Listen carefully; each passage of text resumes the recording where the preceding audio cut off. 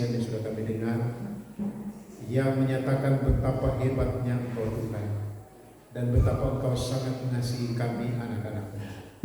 Terima kasih juga dengan lagu pujian sebagai kesaksian yang meneguhkan, menguatkan kami sehingga kami menjadi orang-orang yang tidak mudah menyerah karena percaya pada kuasa dan penyertaan-Mu. Kini kami mau membaca dan merenungkan firman-Mu ya Tuhan. Berbicaralah secara pribadi kepada masing-masing kami. Pakailah hamba untuk menjadi alat saluran berkat firman. Sembunyikan hamba di balik salib kemuliaan-Mu, biar nama-Mu ditinggikan, diagungkan, dimuliakan. Dan untuk kami semua, Allah Roh Kudus, tolong kami, berikan sikap hati yang benar bagi kami, mendengar firman untuk melakukannya, supaya kami hidup dalam berkat-berkat firman. Dalam nama Tuhan Yesus kami berdoa. Amin. Puji Tuhan, saya bersyukur dengan kesaksian-kesaksian itu yang menjelaskan betapa hebatnya Tuhan kita. Bukan betapa hebatnya yang bersaksi, amin. Tapi betapa hebatnya Tuhan kita. Oleh karena kesaksian-kesaksian ini dan lagu-lagu sungguh-sungguh sudah merupakan khotbah hidup, maka khotbah pada saat ini harus singkat, tidak boleh panjang-panjang. Amin. Tapi relatif ya, apa itu panjang, apa itu pendek. Memang saya lihat di sini adalah ini sesuatu yang rumit yang ingin saya sampaikan, tapi saya ingin sampaikan singkat, sederhana, supaya kita melakukan, bukan untuk jadi pengetahuan. Yaitu dalam 2 Timotius pasal 3 ayat 1 sampai 9. 2 Timotius pasal 3 ayat 1 sampai ayat yang ke-9. Kita baca bagian firman Tuhan ini. 2 Timotius pasal 3 ayat 1 sampai 9. Dan dapat bersama baca yang mata sudah agak kabur-kabur, lebih terang. Ya, 1, 2, 3. Ketahuilah bahwa pada hari-hari terakhir akan datang masa yang sukar. Manusia akan mencintai dirinya sendiri dan menjadi hamba uang. Mereka akan membuang dan menyombongkan diri. Mereka akan menjadi pemfitnah. Mereka akan berontak terhadap orang tua dan tidak tahu berterima kasih. Tidak mempedulikan agama, tidak tahu mengasihi, tidak mau berdamai, suka menjelekkan orang, tidak dapat mengekang diri, garang dan tidak suka yang baik, suka berkhianat, suka mengkhianat, tidak berpikir panjang, berlagak tahu, lebih menuruti hawa nafsu daripada menuruti Allah. Ayat 5. Secara lahiriah mereka menjalankan ibadah mereka, tetapi pada hakikatnya mereka memungkiri kekuatannya. Jauhilah mereka itu. Sebab di antara mereka terdapat orang-orang yang menyelundup ke rumah orang lain dan menjerat perempuan-perempuan lemah yang syarat dengan dosa dan dikuasai oleh berbagai-bagai nafsu. Ayat 7. Yang walaupun selalu ingin diajar, namun tidak pernah dapat mengenal kebenaran. Ayat 8. Sama seperti Yanes dan Yambres menentang Musa, demikian juga mereka menentang kebenaran. Akal mereka bobrok dan iman mereka tidak teruji. 9. Tetapi sudah pasti mereka tidak akan lebih maju, karena seperti dalam hal Yanes dan Yambres, kebodohan mereka pun akan nyata bagi semua orang. Demikian jauh pembacaan firman Tuhan. Yang berbahagia adalah mereka mendengarkan firman Tuhan dan melakukannya dalam hidupnya hari lepas hari. Bapak Ibu Saudara, kalau di dalam Alkitab terjemahan baru dari Lembaga Alkitab Indonesia memberikan judul adalah keadaan manusia pada akhir zaman. Langsung kita berpikir tentang akhir zaman, masa penghujung. Memang kata-kata akhir zaman itu ada dalam bahasa Yunani kata teleos, tetapi ada juga kata eskatos. Ya, eskatos itu berarti di ujung, ya, di akhir. Saya tidak akan memberikan kuliah eskatologi. Tadi malam kita jam 2 di sini ada kuliah eskatologi. Mereka tanya-tanya ke saya dan saya menjelaskan. Dan dia bilang begini, Ibu Delvi dan Pak Yos mungkin Ibu Delvi bilang, kamu boleh ada seminar kah? Ya atur saja nanti Pak Gubala kasih seminar. Undang orang-orang, kita bicara tentang akhir zaman.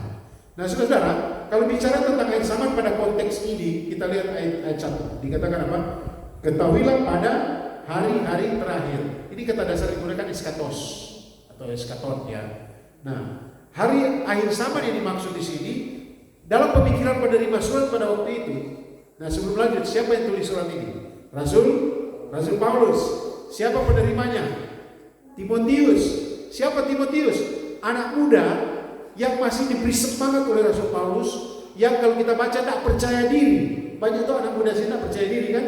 Aduh bisa malu aduh nanti udah dewasa, nanti udah bilang kok anak kecil saya belum lahir, baru lahir kan mau.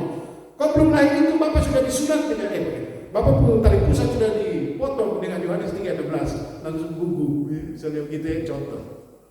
Jadi Rasul Paulus sekarang berada di penjara pada waktu tulis surat ini. Penjara di Roma.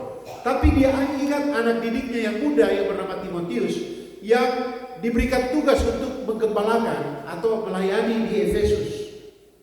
Efesus sekarang sudah bukan orang Kristen lagi, bukan kota Kristen lagi. Nah, saudara, dan dia memberikan nasihat kepada Timotius, dan kita lihat dulu ungkapan di sini tentang air zaman. Jadi menurut pada waktu mereka terima surat ini, air zaman itu adalah menurut pemahaman mereka pada saat Yesus sudah datang, itu sudah air zaman pada waktu datang pertama. Karena dalam rencana Allah kan Yesus datang untuk memulihkan, tapi Israel tolak dia. Akhirnya muncul satu masa namanya kalau dalam bahasa Inggris the mysterion of God atau misteri Allah, di mana tidak di dalam rencana yang terpampang dalam Daniel pasal 9, 70 kali 7 masa. Itu adalah masa gereja kita, masa gereja.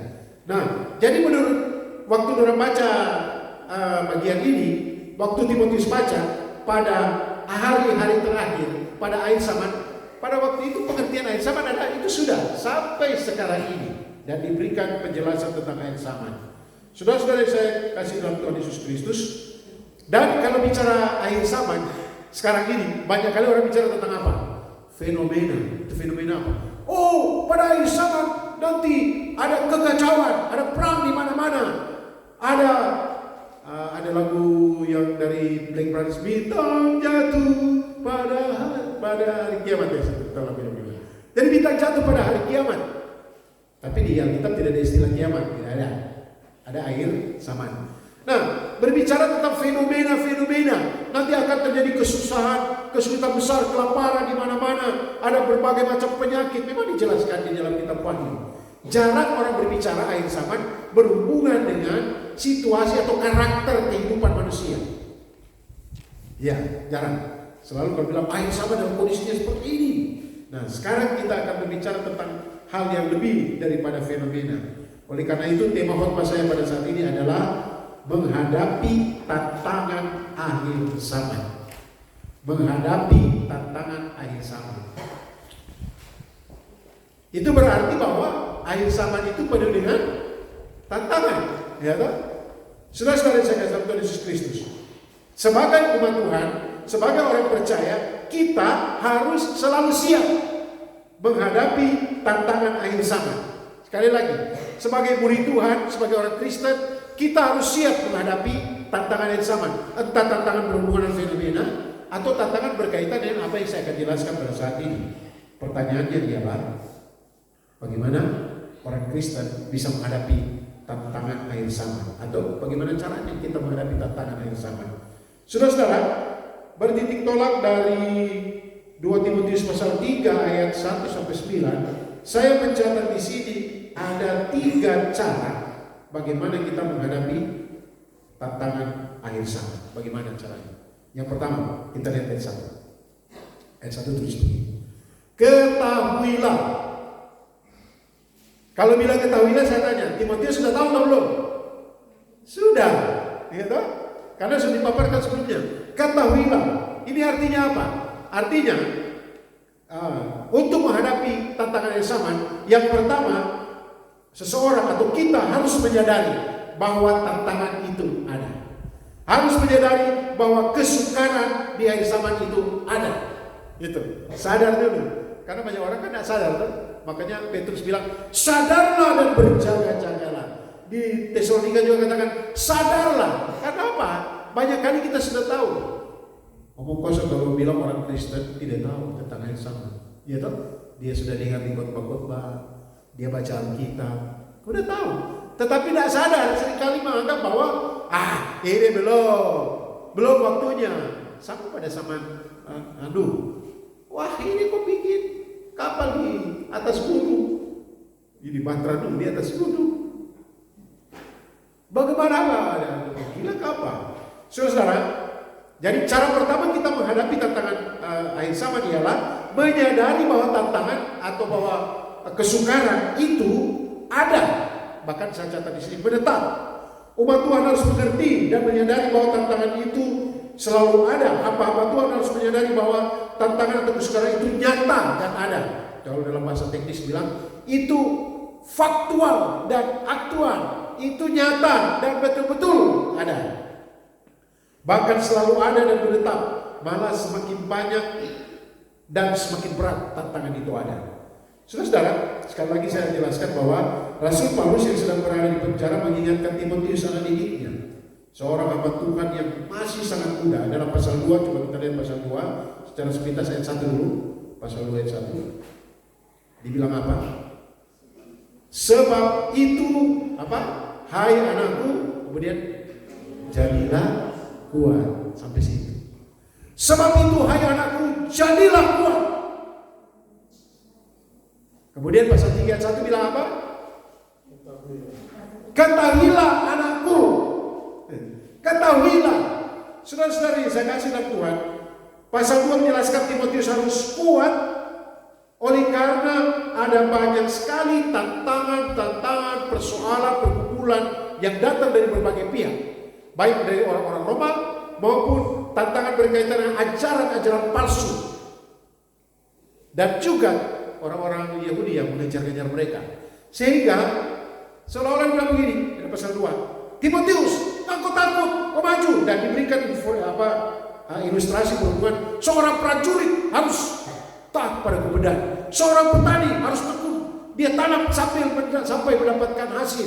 Dan dia berikan contoh dalam pasal 2. Sedangkan pasal 3 dia katakan, ketahuilah, sadarlah, mengertilah, tantangan, persoalan, perlawanan terhadap kebenaran itu tetap ada, menetap bahkan terus menguat.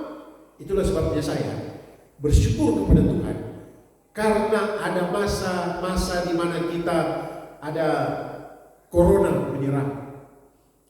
Ketika corona itu menyerang, di rumah tidak tahu bikin apa. Halaman luas kita tanam, tapi saya mulai pikir, saya mau bikin YouTube khotbah. Siapa tahu Tuhan panggil saya nanti. Saya punya kenang-kenangan uraian firman Tuhan, khotbah-khotbah ada di YouTube. Karena apa? Kalau kita buka di YouTube itu banyak ajaran sesat seolah-olah benar, menyimpang dari ajaran.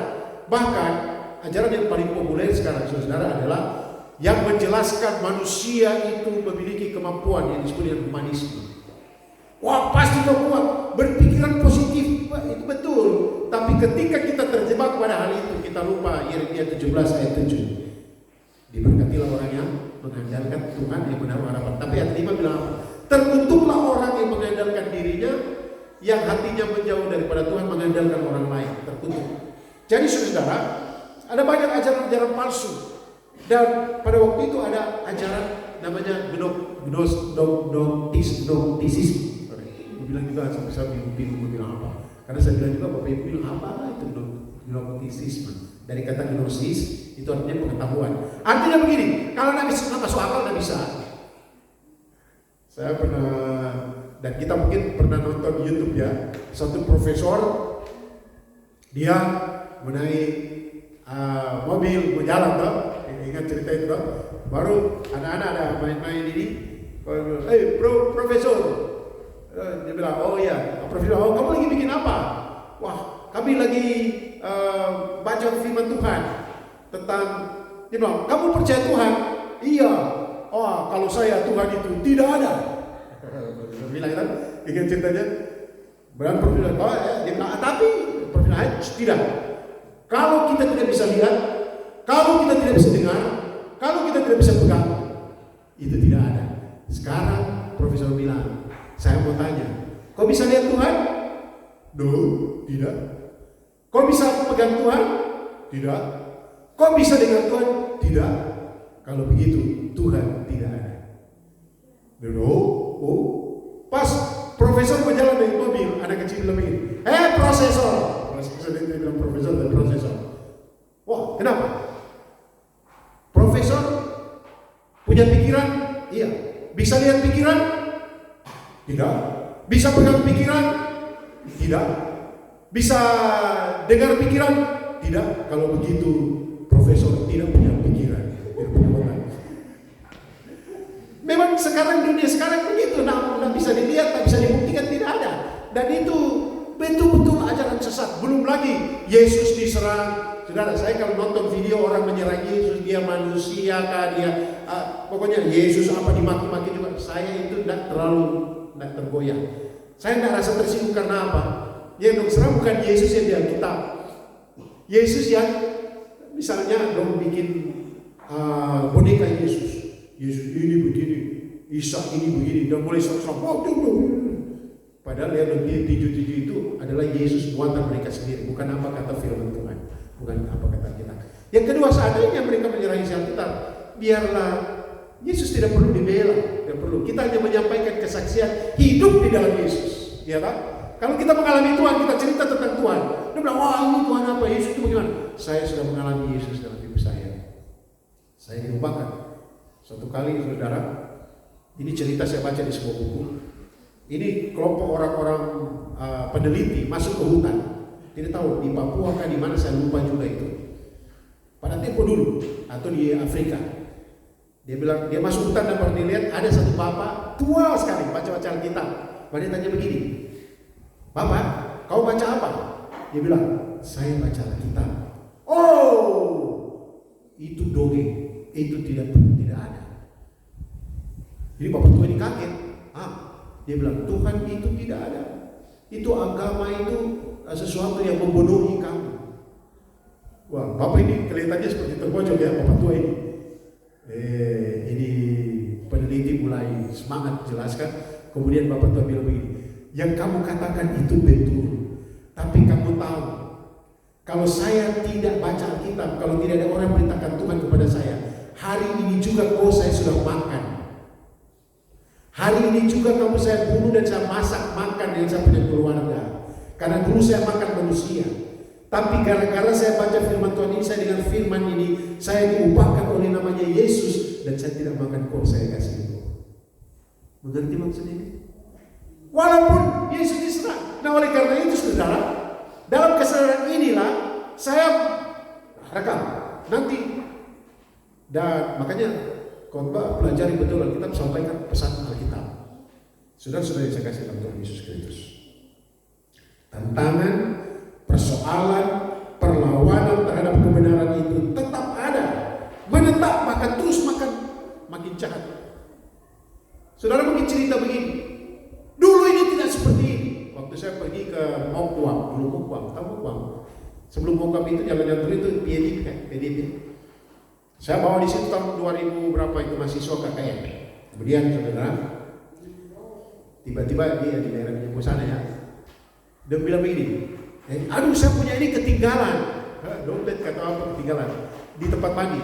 Dia bilang begini, tidak usah takut, tidak ada orang mencuri, tidak ada, kecuali satu papan curi, namanya burung pintar, nanti dia ambil berdewa di pertara. Tapi kalau orang tidak ada yang curi, itu tahun-tahun. Tapi beberapa tahun akhirnya saya pergi dan bilang, Bapak sudah ada mulai kalau HP ketinggalan pasti. Jadi betul ya, waktu dulu dia ketinggalan, sampai besoknya kita ambil, tetap ada di situ dompetnya. Tidak ada satupun orang yang mau ambil, atau mungkin ambil mereka bawa cari ke orang. Tapi sekarang coba kamu ketinggalan dompet pinggir jalan, walaupun di mata jalan Minyambo, yang dimana Injil pergi, masih ada sekarang kan? Kalau ada, tidak. Apalagi kalau di dalam ada merah-merah banyak. Bisa ada dompetnya ada, tapi merah-merah ada kan tidak lagi sisa. Tidak ada. Ternyata beda dengan sekarang. Itu kita sadar bahwa kejahatan semakin meningkat. Dan saya tanya, siapa yang ambil kira-kira itu dalam pemikiran kita yang sekarang misalnya hilang? Pasti orang yang beragama. Kemungkinan besar orang beragama Kristen, karena kebanyakan yang naik kan. Orang Tengah kan rata-rata orang Kristen kan. Misalnya contoh. Tapi yang saya contohkan betul kan tidak ini? Betul kan? Semakin kita harus sadar itu. Oleh karena itu menghadapi yang sama, sekali lagi apa pertama? Menyadari bahwa tantangan kesukaran itu ada, selalu ada dan cenderung meningkat. Nah kalau kita sadar seperti itu, maka kita juga akan sadar mengikut, menjadi orang yang menghina, menjadi orang yang mengolok-olok. Apakah ada orang Kristen menghina dan mengolok-olok Tuhan dan hamba-hamba Tuhan? Ada, saudara. Saya alami sendiri itu. Ada orang beragama Kristen tapi dia belum bertobat. Kali dia mampu, bukan di Manokwari. Kami ada kemah. Karena dia barimu dia bilang, ada bapak gembala di sebelah. Dia mulai maki gembala apa dan magiannya melucu. Baru bukan saya saja dia maki, Tuhan Yesus juga dia maki. Dia bilang nama Yesus dan dia maki-maki nama Yesus. Saya di tenda itu sakit hati kan tidak.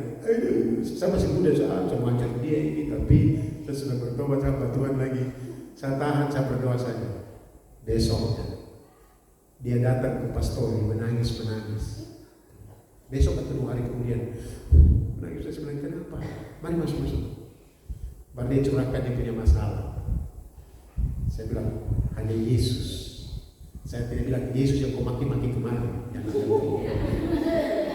Yesus. Banyak cerita, tapi kalau saya cerita Bapak Ibu, nanti bilang, gara-gara itu Bapak kutuk. Tidak. Ada banyak, ada protes juga. Sekarang sudah tidak ada. Bukan berarti orang yang mati itu karena hukuman dengan kami hamba Tuhan, tidak. Tapi waktu itu mudah-mudahan dia sebelum dia mati dia bertobat.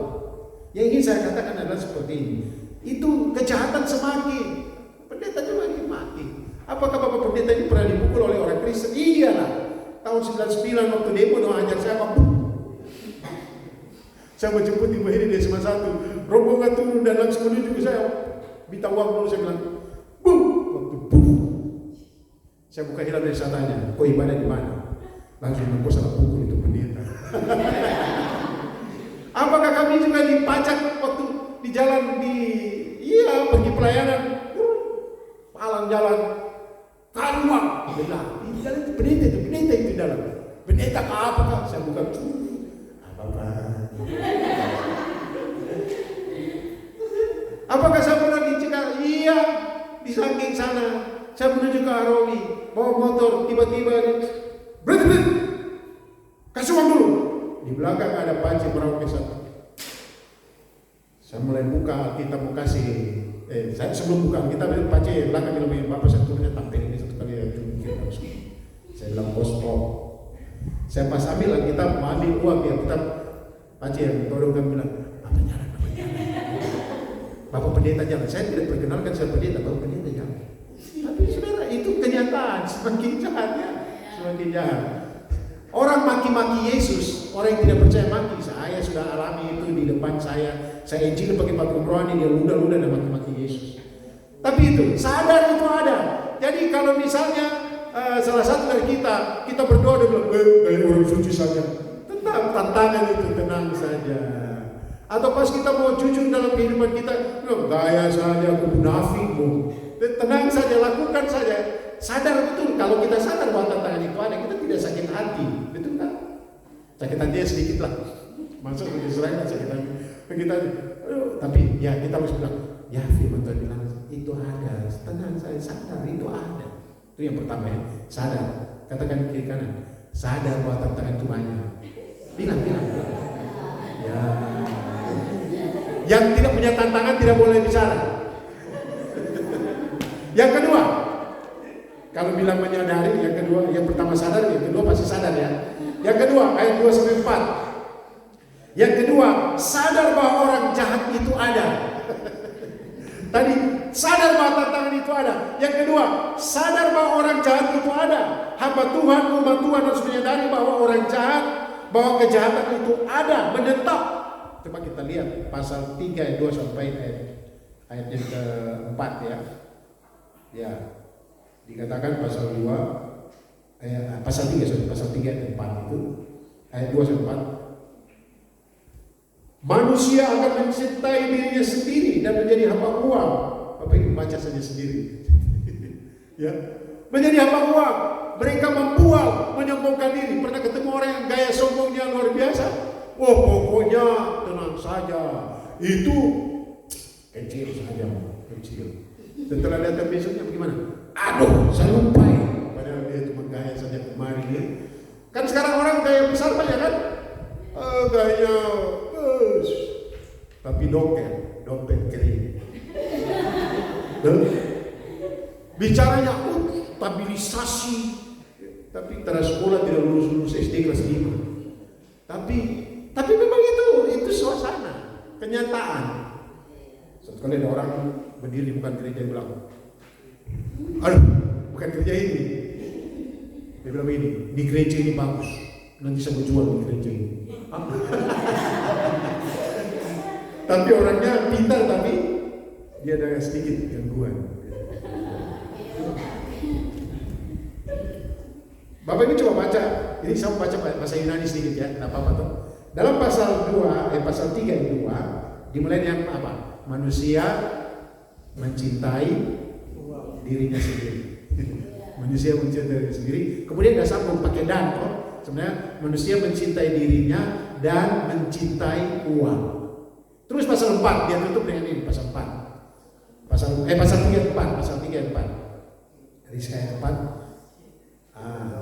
Lebih menuruti, sebenarnya kata lebih menuruti ini lebih cinta hawa nafsu, itu kata yang digunakan adalah cinta, dan daripada cinta Allah, lebih mencintai hawa nafsu daripada mencintai Allah. Jadi saudara, daftar dosa yang disebutkan di atas termasuk membuang, menyombongkan diri, pemfitnah, suka berontak terhadap orang tua, tidak tahu berterima kasih, tidak peduli agama, tidak tahu mengasihi, tidak mau berdamai. Ada yang tidak mau berdamai di sini?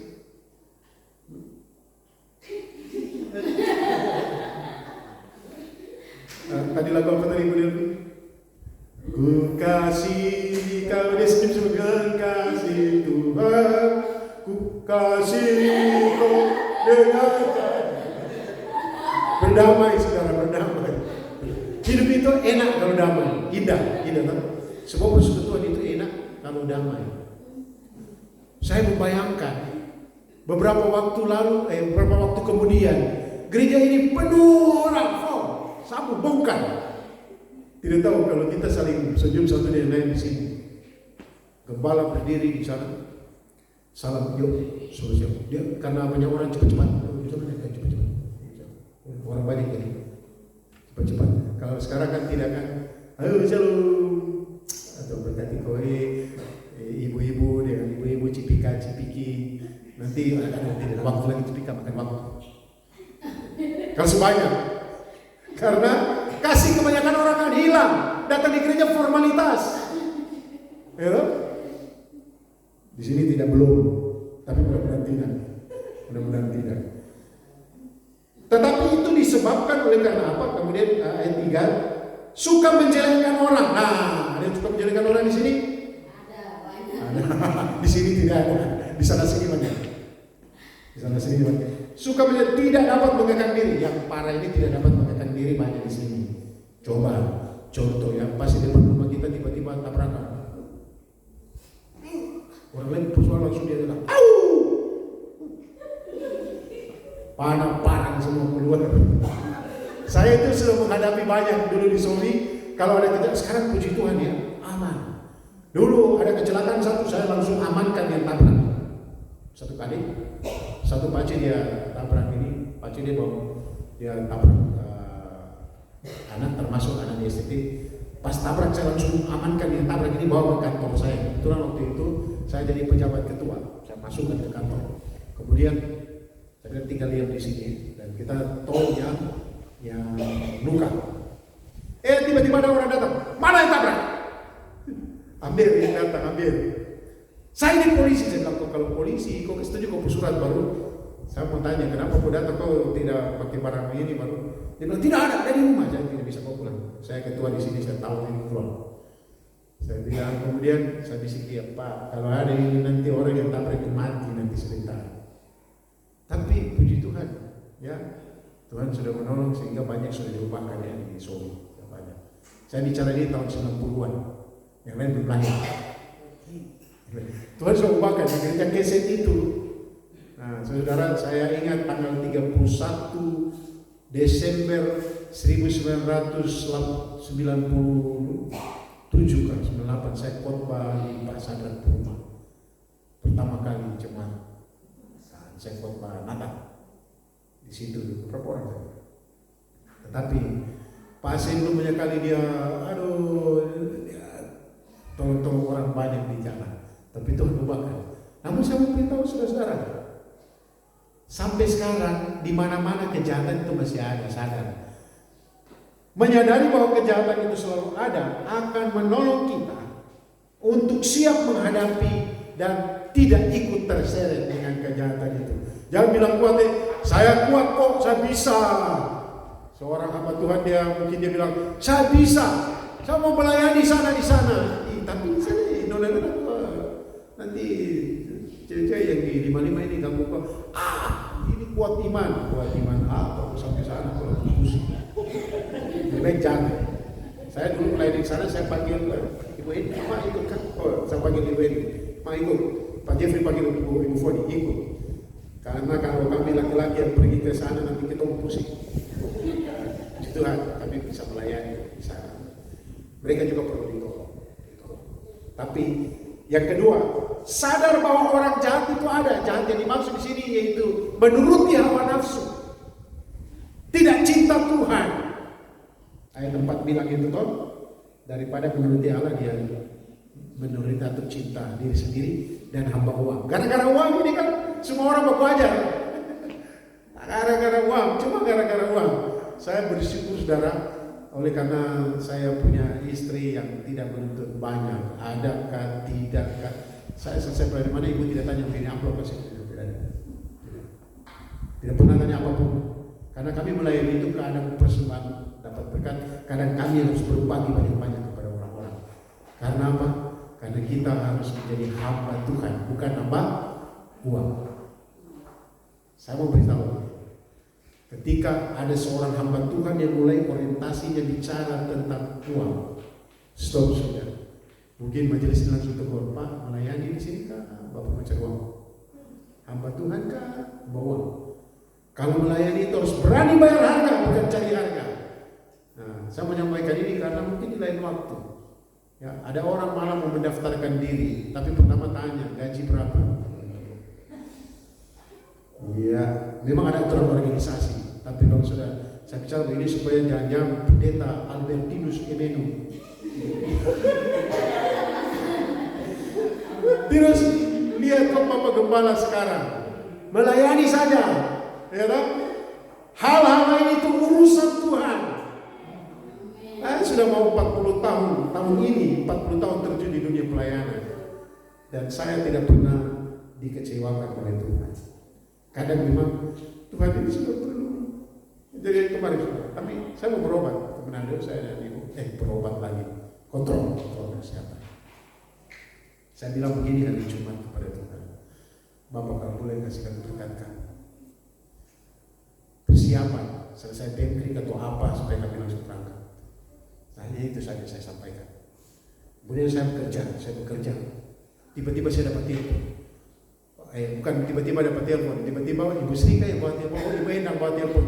Karena saya punya HP, saya kasih ke karyawan perpustakaan karena dia mau bikin profil perpustakaan. Saya bilang pegang ini HP ini. Dia mau bilang, Pak ada telepon 2 kali nih Pak, ada telepon 2 kali. Saya bilang ini pasti penting. Saya bilang, Pak ada emergensi, Bapak tolong ini emergensi. Saya bilang beri saya 15 menit, beri saya 20 menit. Dia bilang tidak Pak, 15 menit saja. Saya dah bisa pulang dulu dan saya siap-siap pergi melayani. Saya pergi melayani, saya langsung saya harus pulang.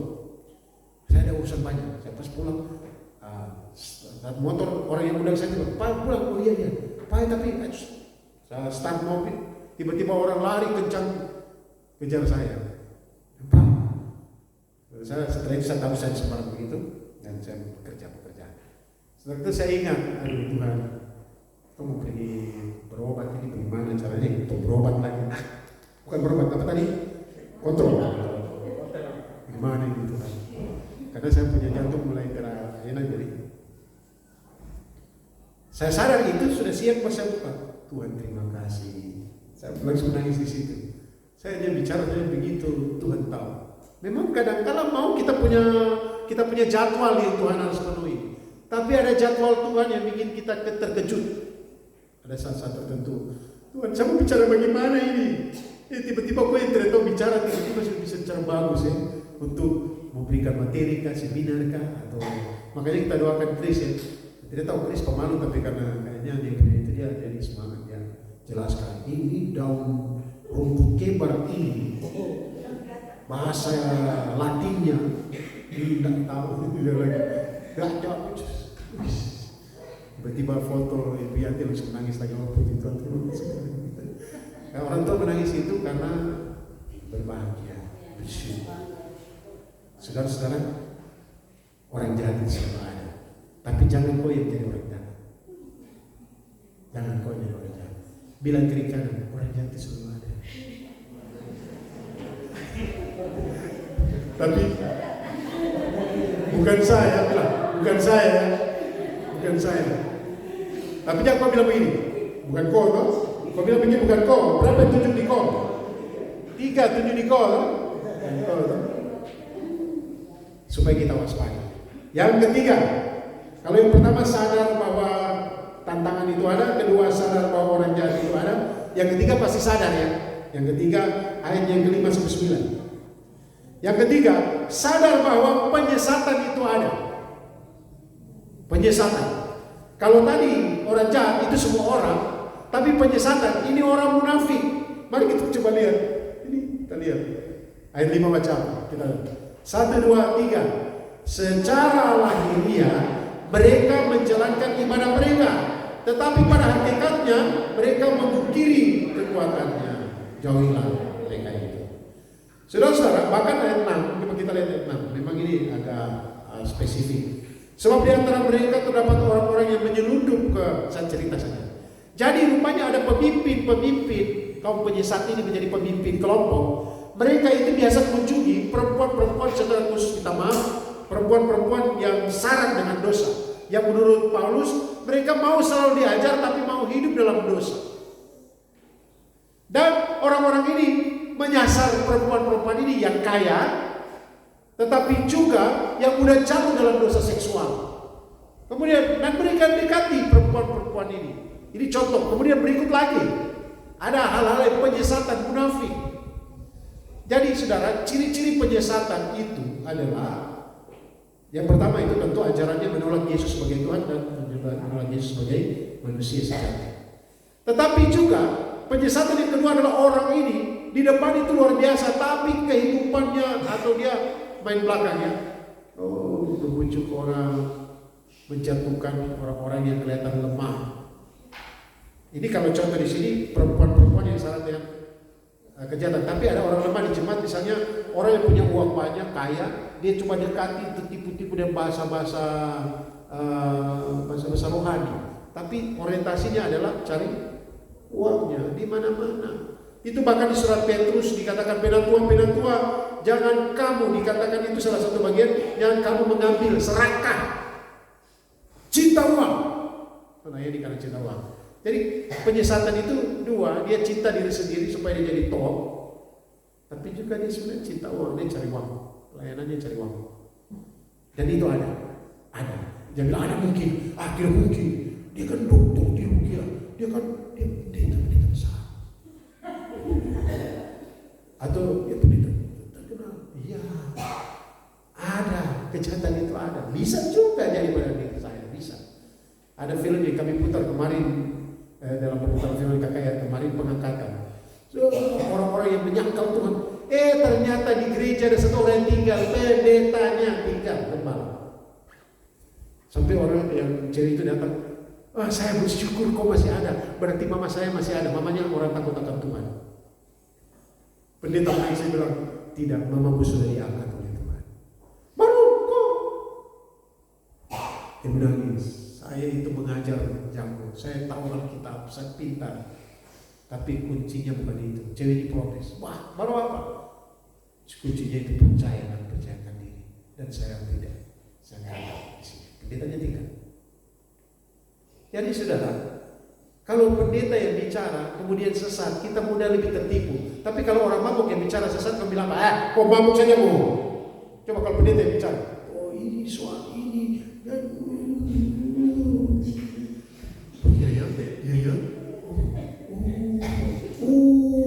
padahal dia tipu, disesatkan. itu ada. Yang kaget itu ada, ya. Oke. Menyadari itu supaya kita semua sadar itu ada semua. Apa yang ada? Tantangan ada. Apalagi ada yang kedua? Orang jahat juga ada. Yang ketiga apalagi? Penyesatan itu ada.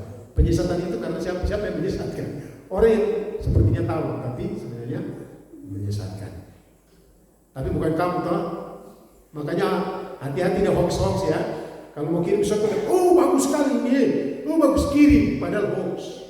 Kadang-kadang pakai Tuhan ini, dia begitu cinta kamu dan terakhir, kirimlah kepada 60 orang maka kau diberkati, itu tipu. Itu sudah mulai cara-cara setan. Bahasa rohani, tapi di belakangnya supaya Anda tidak. Ada kan bilang begini, kalau Anda tidak kirim matilah kau. Gitu, ada kan tidak? Ya kalau sudah begitu tipu itu. Ya, kalau kita beritakan firman, kirim, beritakan saja kebenaran, beritakan dan kalau kau tidak percaya dan bagi, maka kau tidak diberkati. Tipu itu tipu. Itu kau ada cari keuntungan diri sendiri itu. Ya, pesannya betul yang di awal, tapi akhirnya tidak betul. Akhirnya salah semua. Tidak ada dosa apa-apa, dosa di tangan Tuhan. Kiranya Tuhan berkati kita sekalian. Bilang pada diri sendiri, kita sadar bahwa, sadar bahwa tantangan itu ada. Sadar bahwa penyesatan itu ada. Sadar bahwa penyesatan ketiga ya. Yang kedua sadar bahwa orang jahat itu ada, tapi bukan sah. Sadar orang jahat itu ada, tapi dijauhkan dari saya. Yang ketiga, sadar bahwa penyesatan itu ada. Tuhan berkati kita sekalian. Ternyata fotonya panjang ya. Saya pikir kayaknya panjang juga. Mari kita berdoa. Bapak terima kasih, kami bersyukur untuk kesempatan yang kau beri kami merenungkan firman-Mu.